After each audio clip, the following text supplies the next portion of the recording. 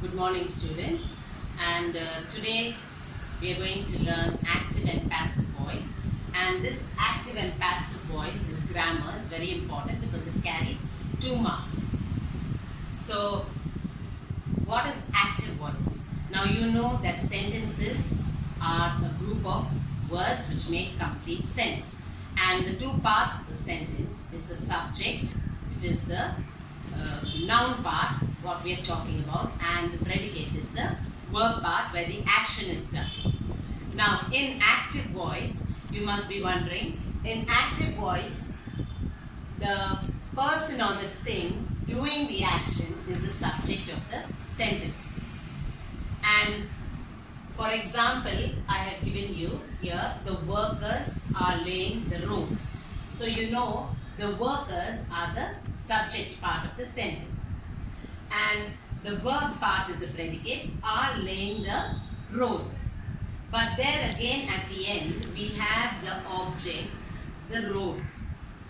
So in the active voice, here, the person or thing doing the action is the subject. So which is the subject? We are talking about the workers. The workers are the subject.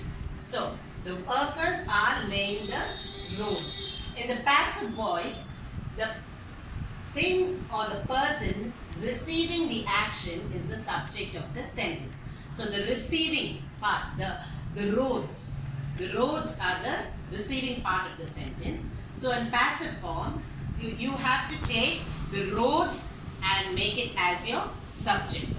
So I have written here in passive form, the roads are being laid by the workers.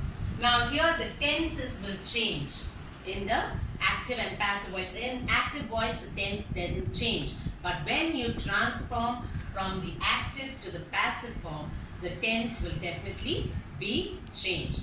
I will give you some more examples and elaborate on this. We already know now which is the active voice and which is the passive voice. I have written about 4 sentences and some of the sentences are already identified by me as active and passive voice.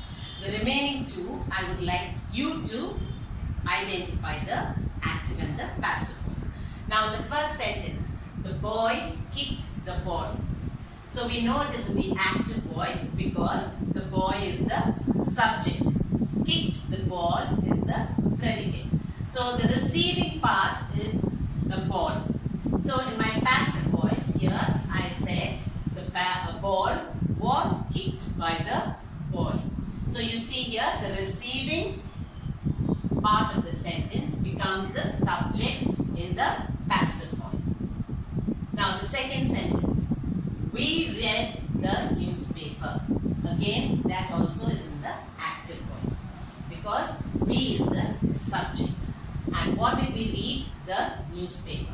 So in the passive form, again, we take the receiving part of the sentence and make it as a subject. So the receiving part of our sentence is the newspaper.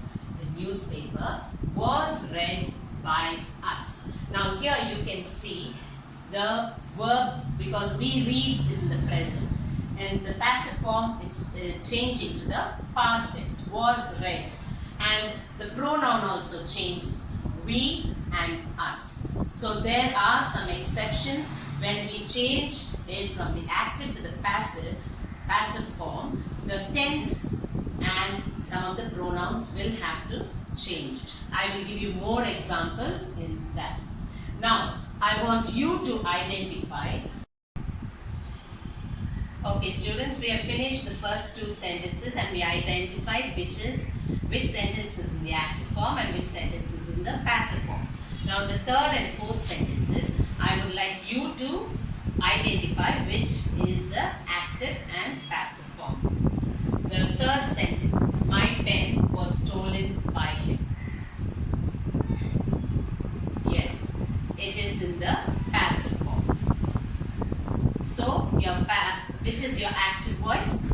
He stole my pen. Okay, let's take the fourth sentence. The trolley was pulled by the man. Yes, it is in the passive So automatically the last sentence, the man pulled the trolley, is in the active voice. So I think you're quite clear on this, and I will go on to show you more examples where even negative sentences can be converted to, transformed into active and passive voice. Now I said we are going to convert the negative sentences from active to passive form. So I've given you 4 examples. Alright, we will start with the first example. She did not do this.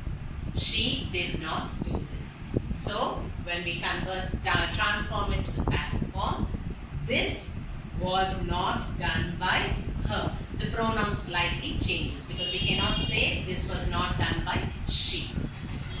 Second, he does not wash his clothes. So his clothes are not washed by him. I don't know him. The negative part of the sentence is does not, and here it is are not. Here I don't know him. So he is not known to me. She cannot do this work. This work cannot be done by her.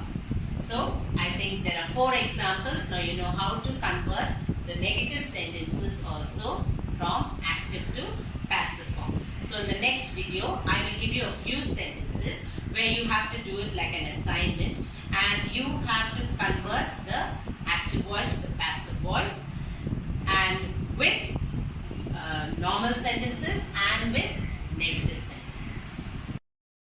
Okay students, we will continue with the passive voice.